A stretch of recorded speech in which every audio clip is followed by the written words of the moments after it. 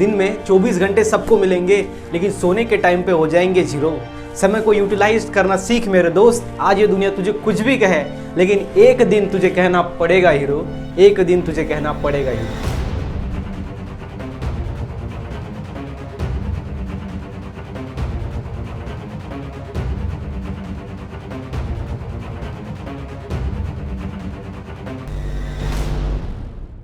So friends, कैसे हो आप सब लोग। स्वागत है आप सभी का हमारे यूट्यूब चैनल के अंदर। और गाइज आज की इस वीडियो में हम देखेंगे एमएसटी सीईटी का 11th का सिलेबस। ठीक है, 11th का। तो गाइज 11th में जो है वो आपको 4 चैप्टर जो है वो पढ़ने के लिए सबसे पहला है बायोमोलिक्यूल, देने रेस्पिरेशन एंड एनर्जी ट्रांसफर, देने ह्यूमन न्यूट्रिशन, एंड चैप्टर 4 है हमारा एक्सक्रेशन एंड ऑस्मोरेगुलेशन। ठीक है, तो जो बायोमोलिक्यूल है वो इसके ऊपर जो वीडियो है वो ऑलरेडी हमने अपलोड कर चुके हैं हम, जो कि नियर अबाउट 1 घंटे का है, जिसके अंदर हमने पूरा चैप्टर प्लस उसके ऊपर के एमसीक्यू लिए हैं। ओके, सो इस वीडियो के अंदर हम देखेंगे एक्सक्रेशन एंड ऑस्मोरेगुलेशन, ये चैप्टर ये वीडियो के अंदर हम कंप्लीट करने वाले हैं। ठीक है, तो इसके ऊपर हम जो है वो 50 क्वेश्चंस देखेंगे, ऐसे एमसीक्यूज जो कि आपको 12th में पूछे जा सकते हैं। तो आपको पता है कि जो 12th होने के बाद जो एमएसटी एग्जाम होती है, इसके अंदर 100 मार्क का बायोलॉजी होता है आपको, तो उसमें से 80 मार्क का बायोलॉजी के क्वेश्चन आपको 12th से आते हैं, और बाद में जो 20 क्वेश्चन होते हैं, मतलब 20 मार्क के 20 क्वेश्चन, बिकॉज हर एक क्वेश्चन को एक ही मार्क होता है, ये आते हैं 11th से। तो ये 11th लिए जो 20 ये क्वेश्चन है हमारे, उसके लिए 20 मार्क्स है, तो ये 20 क्वेश्चन आपको 4 चैप्टर में से आएंगे। तो अगर ये 4 चैप्टर आपने अच्छे से कर लिए तो ये 4 चैप्टर से ही ये 20 क्वेश्चन आएंगे, मतलब कि ये 4 चैप्टर कर लो, मतलब 20% आपका हो जाएगा। ठीक है, तो बायोमोलिक्यूल ऑलरेडी हमने अपलोड कर चुके हैं हम, वो आप जाके देख सकते हो। उसके बाद नेक्स्ट है हमारा ये टेलीग्राम ग्रुप, आप जहाँ पे जाके फॉलो कर सकते हो, मैसेज कर सकते हो। ठीक है, एंड हमारा ग्रुप भी है जिसके अंदर 6000 स्टूडेंट ऑलरेडी ज्वाइन है, तो आप जाके ज्वाइन हो सकते हो। उसके साथ ही साथ है हमारा इंस्टाग्राम अकाउंट, जिसपे भी आप मैसेज कर सकते हो। अगर आपको कोई डाउट है, कोई क्यूरीज है related to our biology syllabus, MST CET, तो आप यहाँ पे पूछ सकते हो। एंड गाइज, अभी तक चैनल को सब्सक्राइब नहीं किया तो प्लीज सब्सक्राइब करो, एंड मेक श्योर जो बेल आइकन है वो हिट होना चाहिए, बिकॉज ये आपको नोटिफिकेशन प्रोवाइड करेगा। सो ये जो हमारा ये है पार्ट है फर्स्ट, और फर्स्ट पार्ट मतलब कि एक ही वीडियो के अंदर, एक ही पार्ट के अंदर हम इसको कंप्लीट करने वाले। ठीक है, जो कि हमारा एक्सक्रेशन एंड ऑस्मोरेगुलेशन। ठीक है, तो चलो भाई देखते हैं अभी एक्सक्रेशन एंड ऑस्मोरेगुलेशन। तो सबसे पहले एक्सक्रेशन की थोड़ी आपको मैं नॉलेज दे देता हूं कि एक्सक्रेशन होता क्या है। एक्सक्रेशन मतलब होता है removal of nitrogen, removal of nitrogenous, okay, nitrogenous waste material, okay, material from body, okay, removal of nitrogen waste product, nitrogen waste material from our body is known as excretion. तो ये different organism के अंदर होती है। जो waste material होता है जिसके अंदर क्या होता है, नाइट्रोजन प्रेजेंट होता है, नाइट्रोजिनस जिसको हम बोलते हैं, removal of nitrogenous waste material from our body is known as excretion. So इसको हम बोलते हैं एक्सक्रेशन। और ये एक्सक्रेशन जो है वो डिफरेंट सब्सटेंस का होता है, बिकॉज हर एक एनिमल के अंदर एक्सक्रीटिव प्रोडक्ट एक ही जो सब्सटेंस है उससे नहीं बनता, तो डिफरेंट सब्सटेंस होते हैं, जिसके मतलब कौन अमोनिया को एक्सक्रीट करता है, कौन यूरिया को एक्सक्रीट करता है, कौन यूरिक एसिड को एक्सक्रीट करता है। ठीक है, तो इस तरीके से उसके डिफरेंट टाइप्स होते हैं। ठीक है, एक्सक्रेशन के, तो वो हम देखेंगे जैसे हम क्वेश्चन सॉल्व करेंगे वैसे मैं आपको थोड़ा बताता रहूंगा।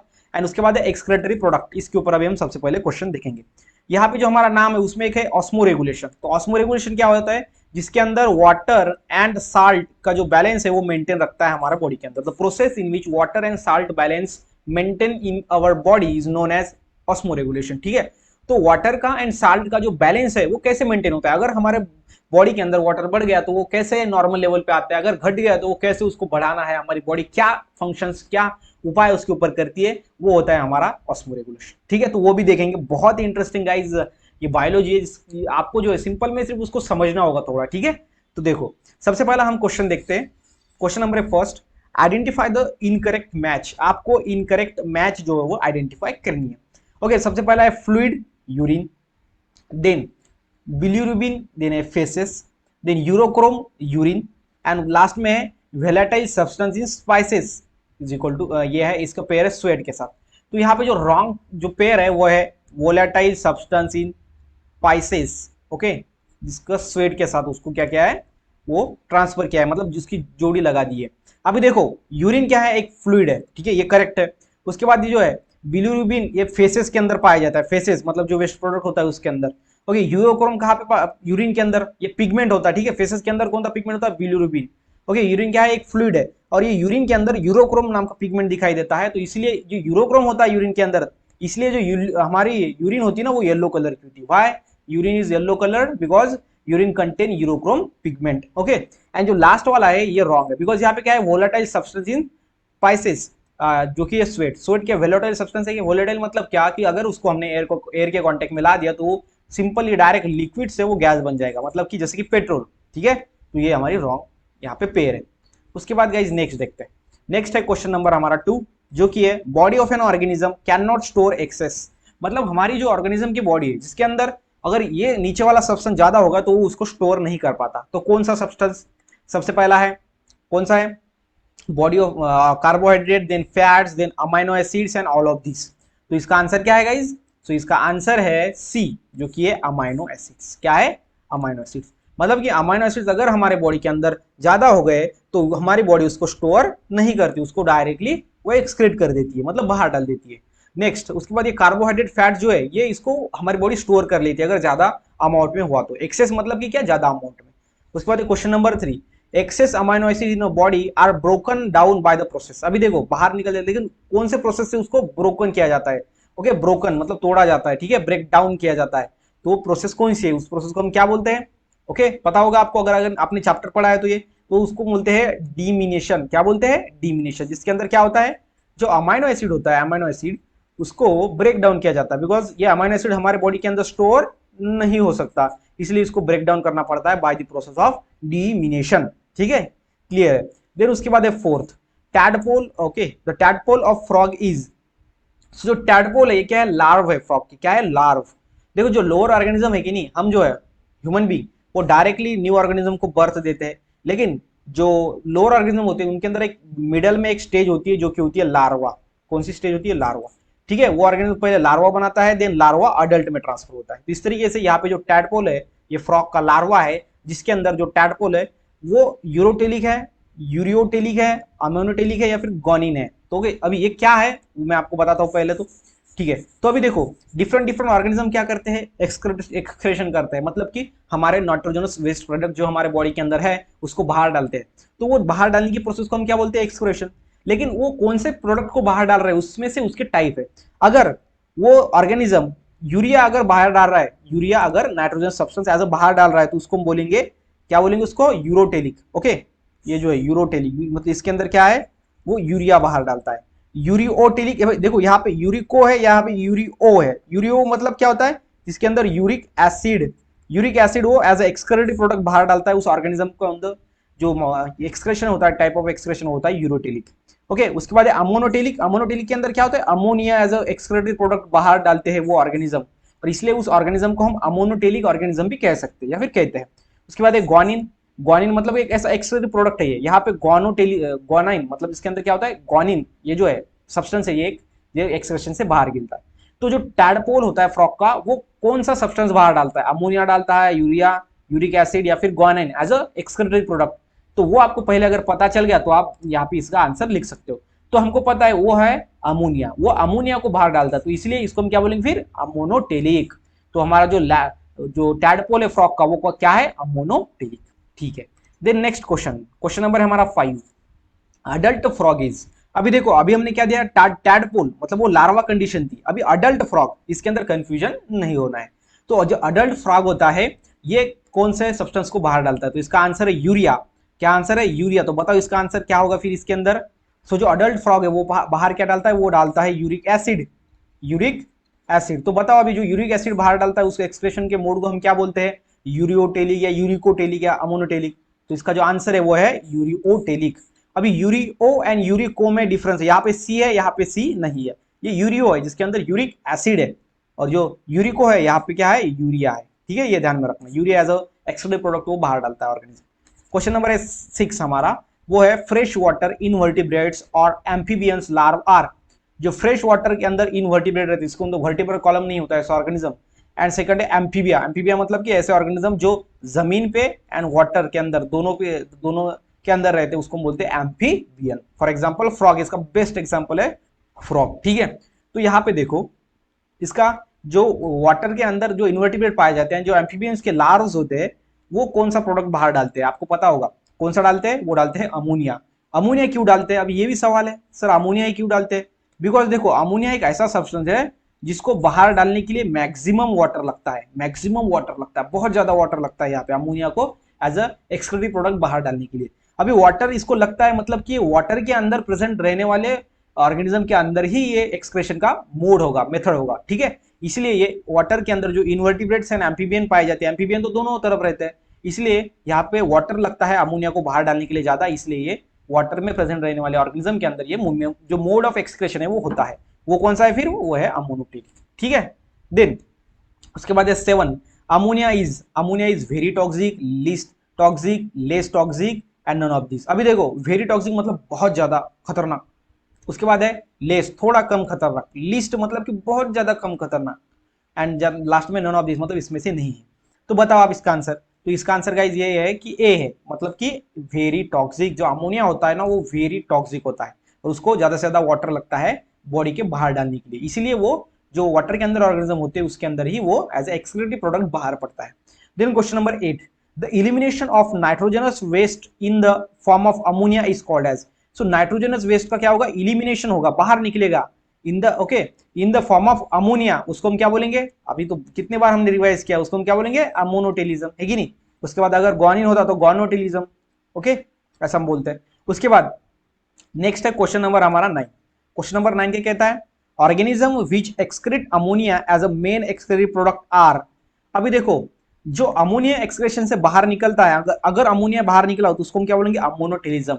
और ये अमोनोटेलिज्म जिस ऑर्गेनिज्म के अंदर हो रहा है उस ऑर्गेनिज्म को हम क्या बोलेंगे, अम्यूनोटेलिक ऑर्गेनिज्म, अम्यूनोटेलिक ऑर्गेनिज्म, ठीक है, अम्यूनोटेलिक ऑर्गेनिज्म, ठीक है। तो ये इसका आंसर। अगर यूरिया बाहर निकल रहा है तो उसको हम क्या बोलेंगे, यूरिकोटेलिक एनिमल, ओके। उसके बाद यूरियोटेलिक एनिमल मतलब अमोनियोटेलिज्म, और जिसके अंदर ये हो रहा है उसको अमोनोटेलिक एनिमल, क्लियर है, ठीक है।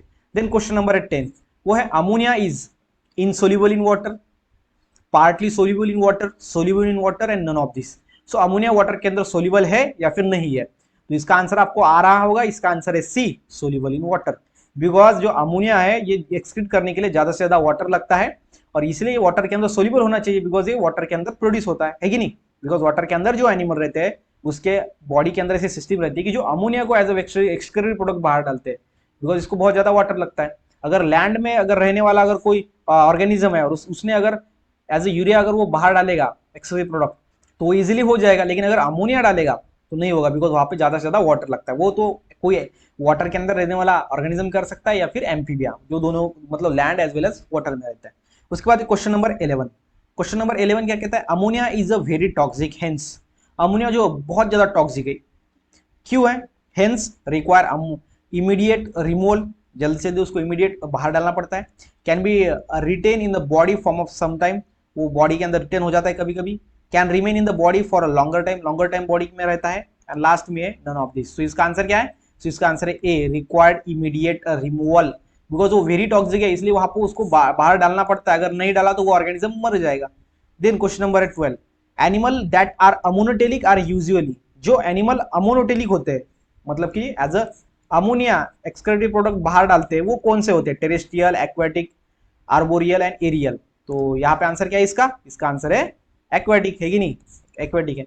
बिकॉज देखो एक्वाटिक मतलब पानी में रहने वाले, आर्बोरियल मतलब क्या होता है, पेड़ पे रहने वाले, टेरेस्ट्रियल मतलब लैंड पे रहने वाले और एरियल मतलब हवा में रहने वाले, okay. Then question number 13, urea is, अभी बताओ अमोनिया तो हमको पता है अमोनिया है वेरी टॉक्सिक, लेकिन यूरिया क्या है बताओ, urea is very toxic, less toxic, least toxic and none of this. तो इसका आंसर है less toxic, urea less toxic है, मतलब अमोनिया जो है वो सबसे ज्यादा टॉक्सिक होता है कि नहीं। तो अमोनिया सबसे ज्यादा टॉक्सिक होता है, उसके बाद कौन टॉक्सिक होता है, देन होता है यूरिया। यहाँ तक हम आ गए, अभी आगे देखेंगे कौन उसके इसके ज्यादा और इससे कम कौन टॉक्सिक होता है वो भी देखेंगे, ठीक है। देन क्वेश्चन नंबर है 14, क्वेश्चन नंबर 14 कहता है विच of the following is produced during ornithine cycle, ornithine sorry, so ornithine cycle में कौन प्रोड्यूस होता है, okay, which of the following is produce during ornithine cycle. तो ऑर्निथिन एक साइकिल होती है, ओके, जो कि बॉडी के अंदर होती है ऑर्गेनिज्म के, और ऑर्निथिन साइकिल के अंदर क्या बाहर पड़ता है, उसके अंदर पड़ता है यूरिया बाहर, क्या पड़ता है, यूरिया। उसके साथ सेकंड होता है आइसोसेनिक पाथवे, तो वो हम बाद में देखेंगे उसके अंदर बाहर क्या पड़ता है, तो वो भी देखेंगे। लेकिन जो ऑर्निथिन साइकिल होती है ना, इधर यूरिया बाहर पड़ता है, क्या बाहर पड़ता है, यूरिया, ये ध्यान में रखना। अभी ये क्या होती है, कैसे होती है, वो हमने डिटेल में एक्सप्लेन किया है हमारे जो चैप्टर है हमारा उसके अंदर, जो कि excretion osmoregulation 11th class 12 11th biology, अगर आप प्लेलिस्ट देखोगे तो वहां पे आपको मिल जाएगा। Then question number 15, in ureotelic organism how many ATP molecule are required to produce one molecule of urea. So ureotelic organism मतलब जिसके अंदर यूरिया एज एक्सट्रेक्ट प्रोडक्ट बाहर निकलता है, तो उसको एज ए यूरिया बाहर निकालने के लिए कितने एटीपी लगेंगे, कितने एटीपी के मॉलिक्यूल लगेंगे। तो इसका आंसर है गाइस 3 लगेंगे। कितने लगेंगे? 3। ठीक है, मतलब कि एक यूरिया के जो मॉलिक्यूल है उसको, एक यूरिया, ओके, मतलब एक यूरिया को बाहर डालने के लिए one molecule of urea, produce one molecule of urea, उसको कितने एटीपी लगेंगे, उसको लगेंगे 3 ATP. One 3 ATP molecule, one urea molecule को बाहर डालने के लिए 3 एटीपी मॉलिक्यूल लगेंगे। एडेनोसाइन ट्राइफॉस्फेट, एटीपी मतलब एनर्जी, एटीपी मतलब क्या है, तो ये एनर्जी होता है, इन the form of energy. ATP means energy का एक फॉर्म होता है। Question number 16, the chief nitrogenous waste product in the urine of a terrestrial animal. Terrestrial animal के अंदर कौन सा एक्सक्रीटरी प्रोडक्ट पाया जाता है? ओके, सो कौन सा होता है? वो होता है बी, यूरिया। कौन सा होता है? B, urea. और यहाँ पे जो होता है यूरिया है, मतलब कि यहाँ पे कौन है वो, यूरियोटेलिज्म, नॉट यूरिको, ओके, यूरियोटेलिज्म। और यूरियोटेलिज्म के अंदर ये क्यों क्रिस्टल के अंदर पाए जाते हैं? बिकॉज इसको रिमूव करने के लिए लेस वाटर लगता है, बहुत कम वाटर लगता है इसको बाहर डालने के लिए, इसलिए ये टेरेस्ट्रियल ऑर्गेनिज्म के अंदर ये मेथड पाया जाता है, फिनोमिनन पाया जाता है। देन क्वेश्चन नंबर है अपना 17, क्या कहता है, the normal constituents of urine of A healthy person is. Normal constitution मतलब क्या, कि अगर एक हेल्थी पर्सन है उसके अंदर यूरिन के अंदर क्या क्या होगा। Okay, so albumin, acetone, urea and bile pigment. तो इसका आंसर क्या है? उसका आंसर है यूरिया। ठीक है, मतलब अगर नॉर्मल यूरिन है, नॉर्मल पर्सन है, उसको कोई भी डिसीज नहीं है, कुछ भी नहीं है, तो अगर नॉर्मल है तो उसके अंदर यूरिया पाया जाता है। अगर नॉर्मल नहीं है तो अल्बुमिन, एसीटोन या फिर बाइल पिगमेंट देखा जा सकता है। देन उसके अंदर है, नेक्स्ट है क्वेश्चन 18, यूरियोटेलिज्म ऑकर्स इन। जो यूरियोटेलिज्म है, यूरियो मतलब क्या होता है, जिसके अंदर यूरिया एज एक्सक्रीटेड प्रोडक्ट बाहर निकलता है, यूरिया। और यहाँ पे जो यूरिकोटिलिज्म किसके अंदर होता है? एक्वेटिक के अंदर होता है, land, aerial, both A and B. Then aquatic and B, land. तो इसका आंसर क्या है? इसका आंसर है बोथ ए एंड बी, मतलब ये एक्वेटिक के अंदर भी पाया जाता है और लैंड के अंदर वाले के भी पाया जाता है। ठीक है, तो ये ध्यान में रखना। देन क्वेश्चन नंबर है हमारा 19, the elimination of nitrogenous waste in the form of uric acid. Uric acid के फॉर्म में अगर रिमूव हो तो क्या बोलेंगे? यूरिकोटेलिज्म। ये यूरिकोटेलिज्म, यूरिको एंड यूरियो ध्यान में रखना, यूरियोटेलिज्म। यूरियोटेलिज्म मतलब कि एज अ यूरिया बाहर डालते हैं, है कि नहीं, क्या बाहर डालते हैं? यूरिया। और अगर यूरिकोटेलिज्म बोला तो वो क्या है? Uric acid.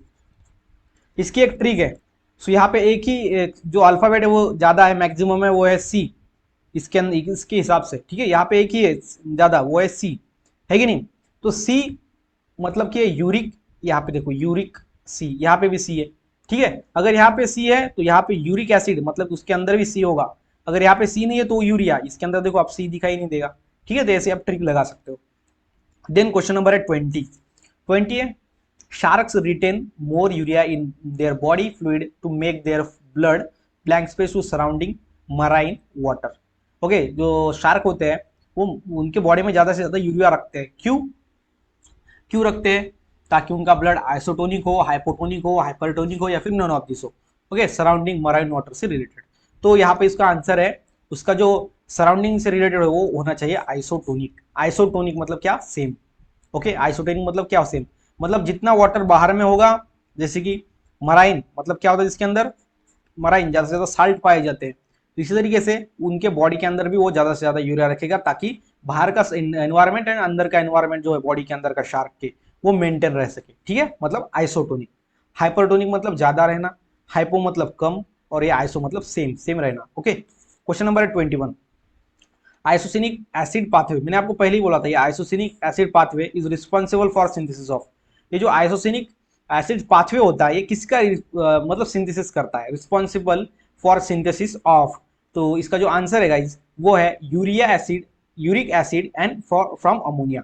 मतलब अमोनिया से वो क्या बनाता है? यूरिक एसिड बनाता है। क्या बनाता है? Uric acid. सो अमोनिया से यूरिक एसिड बनता है। उस साइकिल को, उस पाथवे को हम आइसोसिनिक पाथवे बोलते हैं। ओके, समझ में आ गया? ओके, अमोनिया से यूरिक एसिड बनता है। देन लास्ट में है 22, यूरिक एसिड इज, जो यूरिक एसिड है वो है very toxic, least toxic, less toxic and none of this. तो इसका जो आंसर है वो है लीस्ट टॉक्सिक। इसका आंसर क्या है? Least toxic. अभी देखो, सबसे पहले हमने देखा था अमोनिया, सबसे पहले हमने क्या देखा था? अमोनिया देखा था। उसके बाद हमने देखा था यूरिया, और उसके बाद यहाँ पे देख रहे हैं अभी यूरिक एसिड। तो देखो, ये जो होता है वो होता है मोर टॉक्सिक, मोर मतलब कि बहुत ज्यादा, ओके, हाई टॉक्सिक, बहुत ज्यादा टॉक्सिक होता है, टॉक्सिक। उसके बाद ये जो होता है ये होता है less toxic, less toxic, okay. And उसके बाद जो ये होता है यूरिक एसिड, ये होता है लीस्ट, लीस्ट मतलब उसके उसके और थोड़ा कम, लीस्ट टॉक्सिक, ठीक है। तो ये लिख के रखना है गाइस, इसका आपको ध्यान में रखना है, ये तीनों का, ये सबसे ज्यादा है, उससे कम ये, उससे कम ये, as a toxic substance. Then question number 23, क्वेश्चन नंबर 23, यूरिया एसिड इज, जो यूरिया एसिड है ये क्या है? Least soluble in water, readily soluble in water, less soluble in water and none of this. तो इसका जो आंसर है वो है लीस्ट सोल्यूबल इन वाटर। ये वाटर के अंदर सोल्यूबल ही नहीं है। क्यों? बिकॉज की क्या है, यूरिक एसिड ये ऐसे ऑर्गेनिज्म के अंदर पाए जाते हैं जो कि लैंड में, लैंड पे रहते हैं, जिसको हम टेरेस्ट्रियल बोलते हैं। तो यहाँ पे वाटर भी नहीं लग रहा है उसको, बिकॉज टेरेस्ट्रियल ऑर्गेनिज्म के अंदर क्या होता है, जैसे फॉर एग्जांपल कैमल, कैमल को ज्यादा से ज्यादा वाटर नहीं मिलता, रेगिस्तान में जो ऑर्गेनिज्म रहते हैं उनको वाटर नहीं मिलता। तो ऐसे ऑर्गेनिज्म के अंदर क्या होता है, यूरिक एसिड एज अ बाहर निकलता है, नाइट्रोजनस वेस्ट प्रोडक्ट, और इसलिए उनको फिर बाद में वाटर की जरूरत नहीं होती उसको बाहर डालने के लिए। इसलिए क्या है, least soluble in water, because ये वाटर के अंदर जा ही नहीं, उसको डालने की काम ही नहीं है, ठीक है। देन क्वेश्चन नंबर 24, यूरिकोटिलिज्म कॉज, जो यूरिकोटिलिज्म मतलब uric acid cause of bodies water, okay. मतलब कि क्या है, सबसे पहला यूरिकोटिलिज्म मतलब जिसके अंदर यूरिक एसिड बाहर निकलता है, जिसके अंदर क्या होता है, considerable loss of body water. Then least loss मतलब कम लॉस होता है, लेस लॉस या फिर नो लॉस, वाटर लॉस ही नहीं होता। तो यहाँ पे जो इसका आंसर है वो है कंसिडरेबल लॉस। क्या है? कंसिडरेबल लॉस, मतलब कि ज्यादा भी नहीं कम भी नहीं, ऐसा कंसीडर कर सकते हैं हम, इतना लॉस होगा हमारा यूरोटिलिज्म के अंदर वाटर। लेकिन जो सबसे ज्यादा वाटर लॉस होगा बॉडी से वो होगा अमोनिया, अमोनोटिलिज्म के अंदर, ठीक है। जब अमोनिया बाहर निकलेगा उस प्रोसेस को हम क्या बोलेंगे? अमोनोटेलिज्म, ठीक है, क्लियर है, ammonotelism. Then question number 25, which one of the following contain uric acid as a chief nitrogenous waste? सो नीचे में से किसके अंदर जो है वो क्या रहेगा? Contain uric acid, uric acid है, और वो क्या है? चीफ नाइट्रोजनस वेस्ट है, मतलब चीफ है बहुत ज्यादा, नॉट मतलब वो ज्यादा टॉक्सिक भी नहीं है एंड इंपॉर्टेंट नहीं है। तो वो है कौन सा? फ्रॉग के अंदर, पिजन के अंदर, land snail and both B and C. तो इसका जो आंसर है वो है both B and C, pigeon के अंदर भी एंड लैंड स्नेल के अंदर भी। बिकॉज ये देखो लैंड पे रहते हैं इसको वाटर कम लगता है, मतलब यूरिक एसिड। पिजन जो कि एरियल में रहते हैं और जहाँ वाटर भी उनको कम मिलता है तो वो भी यूरिक एसिड, मतलब both A and B. Frog नहीं, फ्रॉग क्यों? फ्रॉग बहुत ज्यादा वाटर में रहता है, या फिर वो एम्फीबिया है, तो इसलिए वहां पे कौन सा मेथड होगा? वो होगा ammonotelism, as ammonia nitrogen product बाहर निकलेगा।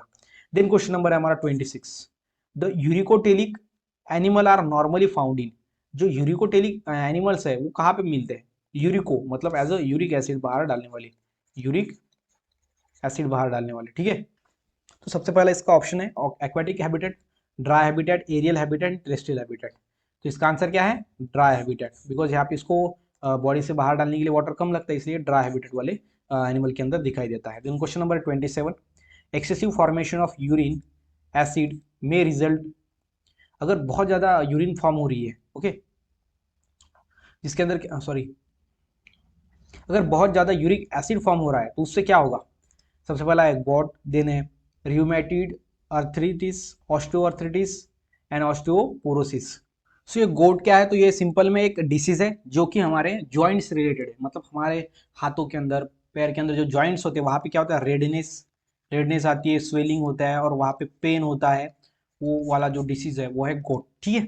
तो अगर यूरिक एसिड हमारे बॉडी के अंदर ज्यादा हो गया तो ये डिसीज हमको होता है। देन नेक्स्ट है 28, the elimination of guanine in a solid form is called as, solid form के अंदर अगर हमारा ग्वानिन बाहर निकल रहा है तो उसको हम क्या बोलेंगे? उसको हम बोलेंगे गोनोटेलिज्म। क्या बोलेंगे? गोनोटेलिज्म, ठीक है। तो सीधा है, ग्वानिन अगर बाहर निकल रहा है तो उसको हम क्या बोलेंगे? Guanotelism. Then question number 29, guanotelism is seen in, जो गोनोटेलिज्म है वो दिखता है किसके अंदर? Spider and scorpions, birds and reptiles, fishes and amphibians and all of this. तो इसका जो आंसर है वो है स्पाइडर्स एंड स्कॉर्पियन। बिकॉज यहाँ पे देखो ये स्पाइडर एंड स्कॉर्पियन, इसके अंदर जो है जो गॉनिन होता है, ओके देखो वहाँ ऊपर में लिखा है, तो जो गॉनिन है इसको इतना कम वाटर लगता है, बहुत ज़्यादा कम वाटर लगता है रिमूव के लिए, और इसलिए जो स्पाइडर्स होते हैं एंड जो स्कॉर्पियंस होते हैं उनके अंदर वाटर बहुत ज़्यादा कम होता है, बिकॉज उसकी बॉडी छोटी है, उसके अंदर वाटर कितना होगा, तो इसलिए वहाँ पे as a guanine excrete product बाहर निकलता है। Then question number 30, so level of plasma creatinine above normal indicates, अगर क्रिएटिनाइन की लेवल अगर बहुत ज़्यादा बढ़ गई है, केमिकल है ओके प्लाज्मा क्रिएटिनाइन, तो ये बढ़ गया तो क्या होगा, renal function, liver function, thyroid function के ऊपर ये इफेक्ट करेगा, या फिर पिट्यूटरी फंक्शन के ऊपर, तो इसका आंसर है रेनल फंक्शन। ठीक है, किसके ऊपर, रेनल फंक्शन के ऊपर। तो यहाँ पे एक ही है, रेनल मतलब क्या होता है, रेनल फंक्शन मतलब रिलेटेड टू किडनी, तो जो किडनी से फंक्शन रिलेटेड है उसके ऊपर ये इफेक्ट करेगा अगर प्लाज्मा में क्रिएटिनाइन बढ़ गया तो। Then question number 31, regulation of water and salt balance in the body fluid is called as, so मैंने आपको बताया था पहले ही स्टार्ट में, वाटर एंड जो साल्ट होता है इसका बैलेंस मेंटेन होता है हमारे बॉडी के अंदर, उस प्रोसेस को हम क्या बोलते हैं, osmoregulation. Then question number है हमारा 32, जो कि which of the following organism possesses salt excreting glands, मतलब कि ऐसी ग्लैंड ऑर्गेनिज्म के अंदर है जो कि साल्ट को बाहर डालने का काम करती है। ठीक है, तो वो कौन से बताओ, वो किसके अंदर होती है, सी टर्टल्स के अंदर, देन मराइन गोनन्स के अंदर, देन अल्बेट्रोस के अंदर, या फिर ऑल ऑफ दिस। ओके, सो इसका आंसर क्या है, सो इसका आंसर है ऑल ऑफ दिस। ये सभी के अंदर क्या होता है, ग्लैंड होती है जो कि साल्ट रिलीज करती है, मतलब साल्ट को एक्सक्रीट करने वाली ग्लैंड, जिसको हम क्या बोलते हैं, salt excreting gland. Then question number 33 क्या कहता है, 33 कहता है मराइन ऑर्गेनिज्म आर मोस्टली, जो मराइन ऑर्गेनिज्म होते हैं मतलब कि वाटर के अंदर, लेकिन कौन से वाटर के अंदर, अभी देखो एक्वेटिक, एक्वेटिक के अंदर दो ऑर्गेनिज्म आते हैं एक्वेटिक, इसके अंदर है एक तो सबसे पहला है फ्रेश वाटर, मतलब कि एक्वेटिक के अंदर fresh water, okay fresh water, and second होता है मराइन, तो मराइन मतलब क्या, साल्ट वाटर, एंड ये फ्रेश वाटर, जिसको हम खारा पानी या गोड़ा पानी बोलते हैं। ठीक है, तो ये ध्यान में रखना। सो यहाँ पे मराइन ऑर्गेनिजम्स आर मोस्टली, जो मराइन ऑर्गेनिज्म होते हैं वो कैसे होते हैं, osmo regulators, osmo conformers, यूरेथर्मल and यूरोहेलिन। तो इसका आंसर क्या है, तो इसका आंसर है ऑस्मो कन्फर्मर्स। क्या है, ऑस्मो कन्फर्मर्स, बिकॉज यहाँ पे क्या होता है इसका, यहाँ पे साल्ट बहुत ज्यादा होता है, जो मराइन वाटर में हमको पता है क्या होता है, साल्टी वाटर होता है, जहाँ पे साल्ट ज्यादा होता है, और इसलिए ऐसे ऑर्गेनिज्म के अंदर क्या पाए जाते हैं, ग्लैंड्स, ऐसे ग्लैंड्स जो कि क्या करते हैं, साल्ट को बाहर डालने का काम करते हैं, बिकॉज वाटर के अंदर इतना साल्ट है कि वो बॉडी के अंदर आ रहा है फिर बाद में, तो बॉडी से वो बाहर डालना चाहिए, ताकि अगर वो बहुत ज्यादा बढ़ गया तो वो जो ऑर्गेनिज्म है एक्वेटिक वो मर सकता है, इसलिए वहां पे क्या होता है, ऑस्मो कन्फर्मर्स। ठीक है, देन नेक्स्ट है 34, true organs of excretion are found in animal that exhibits, okay जो ट्रू ऑर्गन्स होते हैं एक्सक्रेशन के, एक्सक्रेशन मतलब क्या कि जो एक प्रोसेस होती है जिसके अंदर removal of nitrogen waste product होता है, उसके अंदर हेल्प करते हैं, मतलब excretion, okay are found animals that exhibit, ऐसे ऑर्गेनिज्म के अंदर जो है वो ट्रू ऑर्गेनिज्म जिसके अंदर ट्रू ऑर्गन ऑफ एक्सक्रेशन मिलते हैं, जिसके अंदर क्या होता है, असिमेट्रिकल बॉडी होती है वो ऑर्गेनिज्म की, या फिर रेडियल सिमेट्रिक होती है, बायलैट्रिकल, या फिर ऑल ऑफ दिस। तो इसका जो आंसर है गाइस वो है सी, बायलैटरली सिमेट्रिकल। ओके, जिसके अंदर ट्रू एक्सक्रेटरी ऑर्गन है, ऐसा ऑर्गेनिज्म की बॉडी बायलैटरल सिमेट्रिकल होगी। For example human being, okay human being के अंदर क्या है, अगर हमारी बॉडी ऐसी होती है, आपको पता है कि नहीं, तो यहाँ पे कैसा डाल रहा हूँ, तो अगर ये बॉडी को हमने बीच में से काटा तो इक्वल यहाँ पे जितना पार्ट होगा उतना ही वहाँ यहाँ पे होगा, जिसको हम क्या बोलेंगे, बायलैटरली सिमेट्री। समझ में आएगा, बायलैटरल सिमेट्री। असिमेट्री क्या होता है कि अगर ऐसा ऑर्गेनिज्म है, ऐसा टेढ़ा मेढ़ा, तो अगर इसको यहाँ से काटेंगे तो यहाँ पे अलग पार्ट गिरेगा, सो अगर यहाँ से इसको काटेंगे तो यहाँ पे छोटा पार्ट, यहाँ पे बड़ा पार्ट, तो ये होता है असिमेट्रिकल बॉडी। एंड उसके बाद होता है रेडियल सिमेट्रिकल बॉडी, मतलब ऐसी बॉडी जिसको हम कहाँ से भी काटेंगे तो इक्वल पार्ट गिरेगा, मतलब अगर हमारे पास ऐसे राउंडेड बॉडी जो कि रेडियल सिमेट्री मतलब बोलते हैं, ऐसे काटेंगे तो भी दो पार्ट, ऐसे काटेंगे तो भी दो पार्ट, ठीक है, ऐसे काटेंगे इतने काटेंगे तो भी चार पार्ट इक्वल गिरेंगे, मतलब कि अगर हम कितने भी कट लगाए मिनी प्लेन्स में तो भी उसकी बॉडी एक सेम शेप के अंदर डिवाइड होगी, जो कि हमारी रेडियल सिमेट्री, ये सी स्टार के अंदर या फिर जो हमारा ऑक्टोपस है उसके अंदर पाई जाती है रेडियल सिमेट्री। ठीक है, तो ये हमारा बायलैटरल सिमेट्रिकल। तो यहाँ पे सीधा समझना एक ही है, अगर एक ऑर्गेनिज्म है जिसके अंदर, अगर आपको पूछा क्वेश्चन कि ये ऑर्गेनिज्म के अंदर अंदर ट्रू एक्सक्रेशन के ऑर्गन्स है या नहीं है, एक्सक्रेशन के लिए ट्रू ऑर्गन्स है कि नहीं है, तो आपको देखना होगा वो बॉडी, वो ऑर्गेनिज्म की बॉडी की सिमेट्री क्या है। अगर बायलैटरल सिमेट्रिकल है तो बता दो कि यहाँ पे कि उसके अंदर ट्रू ऑर्गन ऑफ एक्सक्रेशन है। Then question number 35, which one of the following organism excrete waste through nephridia, okay, nephridia के थ्रू वो क्या करता है, एक्सक्रेशन करता है। तो वो कौन सा ऑर्गेनिज्म होता है, ओके, ध्यान में रखना। तो उसका आंसर है, क्या है उसका आंसर बताओ, इसका आंसर है अर्थवर्म। क्या है इसका आंसर, अर्थवर्म, मतलब कि ये बी। अर्थवर्म क्या करता है, नेफ्रिडिया को यूज करता है फॉर देयर एक्सक्रेशन।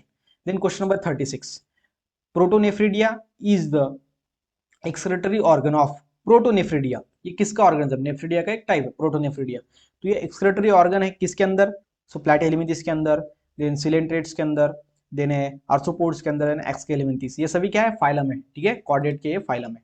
तो यहाँ पे ये किसके अंदर दिखाई देता है, तो वो दिखाता है प्लैटिहेल्मिंथेस। प्लैटिहेल्मिंथेस जो ऑर्गेनिज्म कैसे होते हैं, फ्लैट होते हैं, ऊपर से और नीचे से कैसे होते हैं, फ्लैट होते हैं।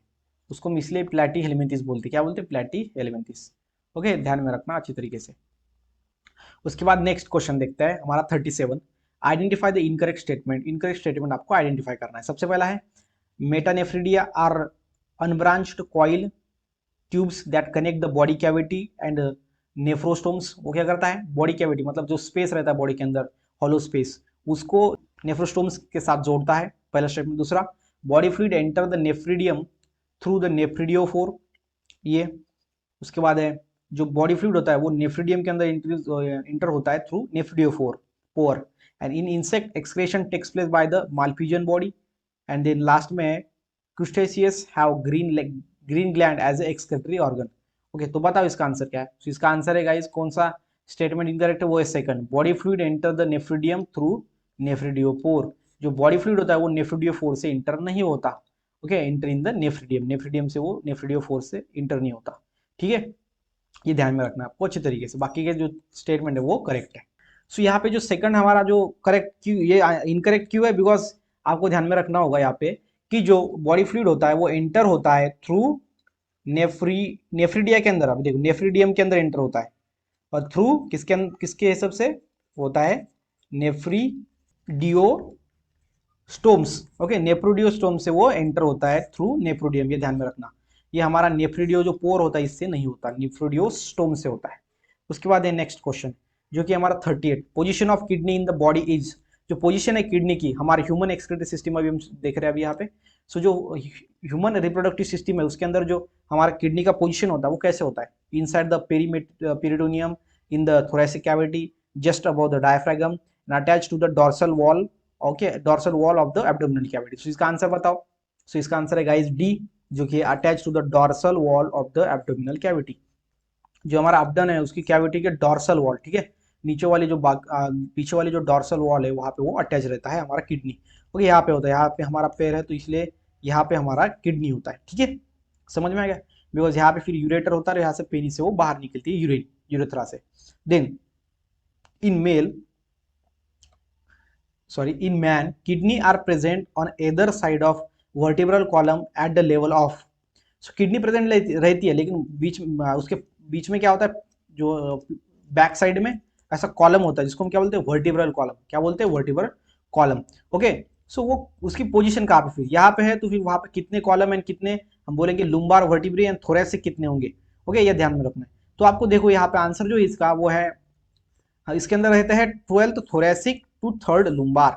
ओके, अभी देखो यहाँ पे क्या होता है, अपना वर्टिब्रल कॉलम होता है। सो उसके डिफरेंट डिफरेंट ऐसा टाइप गिरता है, ठीक है, डिफरेंट डिफरेंट टाइप गिरते हैं। उसमें से जो सबसे नीचे में है वो होता है हमारा लुम्बार, और उसके बाद जो थोरेसिक होता है, मतलब ये 12th थोरेसिक से ये लुम्बार तक रहता है, 3rd लुम्बार तक हमारी किडनी यहाँ पे प्रेजेंट होती है। ठीक है, तो ये क्या है, हमारा वर्टिब्रल कॉलम की लेवल है जहाँ पे वो प्रेजेंट होता है। Then question number 40, which membrane separate the kidney from the abdominal cavity।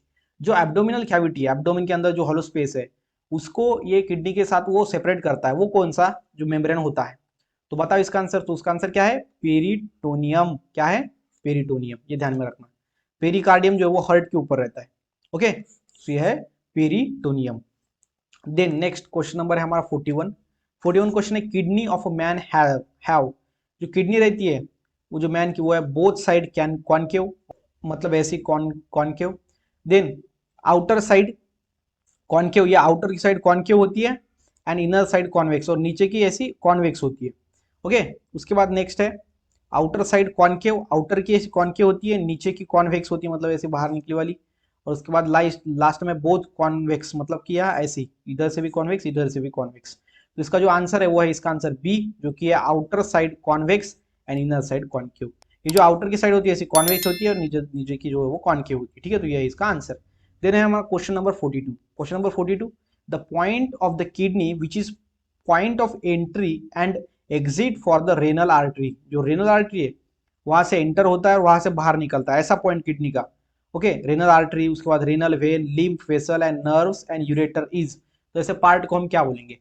तो ओके, सो बताओ ऐसे पार्ट को क्या बोलेंगे? हिलस। क्या बोलेंगे इसको? हिलस बोलेंगे। हिलस ऐसा पार्ट होता है किडनी के ऊपर जहां से यूरेटर भी अंदर आता है, जहां से नर्व, रेनल आर्टरी भी अंदर आती है, रेनल वेन भी आती है, लिम्फ वेसल्स भी आते हैं, नर्व्स भी आते हैं और यूरेटर्स भी अंदर आते हैं, ठीक है। उसको हम क्या बोलेंगे? हिलस। क्या बोलेंगे? हिलस, ध्यान में रखना।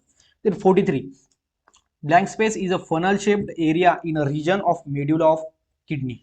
Okay, medulla of kidney, middle में किडनी के कौन सा फनल शेप एरिया होता है? Sorry, funnel shape area, funnel shape area कौन सा होता है? तो बताओ। सो वो है रेनल पेल्विस, जिसको हम क्या बोलते हैं? रेनल साइनस भी बोलते हैं, जो कि मिडल में होता है, ठीक है। ध्यान में रखना, आप मिडल में देखना, आप मेड्यूला जो होता है किडनी का वहां पे देखना, ऐसा मिडल में आपको दिखेगा, वो कैसा होगा? फनेल शेप, ठीक है। तो ऐसी ऐसी किडनी होती है, उसके बाद मिडल में जगह होती है ना, वो होती है फनल शेप। देन नेक्स्ट में क्वेश्चन नंबर है अपना 44, the opening of pyramidal pocket in pelvis is called. जो पिरामिडल, पिरामिड की तरह जो पॉकेट होते हैं, ओके, जो पेल्विस के अंदर ओपन होते हैं, उनको हम क्या बोलते हैं? तो उसका आंसर है कैलिक्स। क्या बोलते हैं उसको? कैलिक्स बोलते हैं। ओके, उसके बाद नेक्स्ट है क्वेश्चन नंबर अपना 45। 45, which is not the function of kidney. नीचे में कौन सा फंक्शन का किडनी का फंक्शन नहीं है? सबसे पहला है अपना acid base balance, then osmoregulation, then urea synthesis and salt balance. So इसका एक ही फंक्शन नहीं है, जो कि यूरिया सिंथेसिस। ये यूरिया कैसे बनाएगा? ठीक है, ये यूरिया बनाता नहीं है, ये एसिड बैलेंस को मेंटेन करता है। जी हाँ, करेक्ट है। उसके बाद ये ऑस्मो रेगुलेशन, मतलब ये एसिड बैलेंस मेंटेन, जिसका प्रोसेस का नाम है, मतलब दोनों एक ही। उसके बाद साल्ट बैलेंस, मतलब एक ही इसके अंदर का भी है ऑप्शन, इसका एक ही नहीं है, वो यूरिया सिंथेसिस नहीं है। देन क्वेश्चन नंबर है अपना 46। 46 है, the blood vessels responsible for carrying blood to the kidney. Okay, blood जो है वो किडनी से, blood vessels responsible for carrying blood to the kidney, renal vein होती है। उसके बाद ऐसी ब्लड वेसल जो क्या करती है? Carrying blood to the kidney, kidney की तरफ ब्लड लाती है, जो रेनल वेन होती है, रेनल आर्टरी होती है, कैपिलरी होती है या फिर पल्मोनरी आर्टरी होती है। तो बताओ इसका आंसर। तो इसका आंसर है बी, रेनल आर्टरी। क्या है? Renal artery. रेनल आर्टरी क्यों है? बिकॉज जब किडनी की तरफ ब्लड आता है तो वो कैसा होता है? डीऑक्सीनेटेड। कैसा होता है? डीऑक्सीनेटेड, मतलब इसके अंदर डीऑक्सीनेटेड है, ठीक है नहीं? तो यहाँ पे क्या है? तो वो क्या है? डीऑक्सीडेटेड है। तो जो आर्टरीज होती है, आर्टरीज, वो ऑलवेज वो डीऑक्सीडेटेड ब्लड कैरी करते हैं, और जो वेन होती है, वेन, वो ऑक्सीजनेटेड ब्लड को कैरी करते हैं, ठीक है। मतलब इसके अंदर लाने वाला जो ब्लड होगा वो आर्टरी लाएगी, बिकॉज वो डीऑक्सीडेटेड ब्लड होगा, और बाहर जाने वाला जो ब्लड है वो वेन लेके जाएगी, बिकॉज वो ऑक्सीजनेटेड होगा, ठीक है। उसके बाद नेक्स्ट है 47 नंबर का question, blank space carries blood away from uriniferous tubules through capillary network. तो कौन यूरिनिफेरस जो ट्यूब्यूल्स होते हैं वहां से कैपिलरी नेटवर्क तक जो है वो ब्लड को ले जाएगा? वो कौन सी आर्टरी होगी या फिर वेन होगी? मैंने अभी अभी बताया आपको, क्या होगी? वेन होगी। और वो कौन सी वेन होगी? रेनल वेन, ठीक है। मतलब किडनी तक जो ब्लड लाती है वेन, वो होती है, वो वेन नहीं होती है। अभी देखो यहाँ पे कंफ्यूजन नहीं होना, ये दोनों भी क्या है? ब्लड वेसल्स है। क्या है? Blood vessels. एक है वेन, एक है आर्टरी। तो जो रेनल आर्टरी होती है ये क्या है? एक ब्लड वेसल है, लेकिन वो जो क्या करती है? डीऑक्सीडेटेड ब्लड को किडनी तक लाती है। और दूसरी होती है रेनल वेन। रेनल वेन क्या करती है? ऑक्सीडेटेड ब्लड को किडनी से बाहर लेके जाती है। मतलब कि वो कहां से लेके जाएगी? यूरिनिफेरस ट्यूब्यूल से लेके जाएगी कैपिलरी नेटवर्क तक। क्लियर है? देन क्वेश्चन नंबर है अपना 48। क्या कहता है? The kidney are covered by a fibrous connective tissue called. Kidney जो है, किडनी के ऊपर ऐसा फिब्रस कनेक्टिव टिश्यू होता है, जिसको हम क्या बोलते हैं? बताओ बताओ जल्दी जल्दी। जिसको हम बोलते हैं रेनल कैप्सूल या फिर रेनल फोसिया, ठीक है। रेनल कैप्सूल या फिर रेनल फोसिया, ध्यान में रखना। देन नेक्स्ट में क्वेश्चन नंबर है अपना 49, जो कि हिस्टोलॉजी। ओके, जब हिस्टोलॉजी मतलब उसके अंदर का स्ट्रक्चर किडनी का, इच हिस्टोलॉजी मतलब स्टडी ऑफ टिश्यू। क्या होता है? स्टडी ऑफ टिश्यू, मतलब अंदर का स्ट्रक्चर, स्टडी ऑफ टिश्यू। तो ध्यान में रखना यहाँ पे जो हिस्टोलॉजी होगी किडनी की, वो क्या है? Divided into calyx and पेल्विक्स। अंदर जो किडनी होगी वो कैलिक्स एंड पेल्विक्स के अंदर डिवाइड होगी। Then divided into outer cortex and inner medulla, and divided into outer medulla and inner cortex, and last में divided into 2 lobes of isthmus. So guys इसका answer क्या है?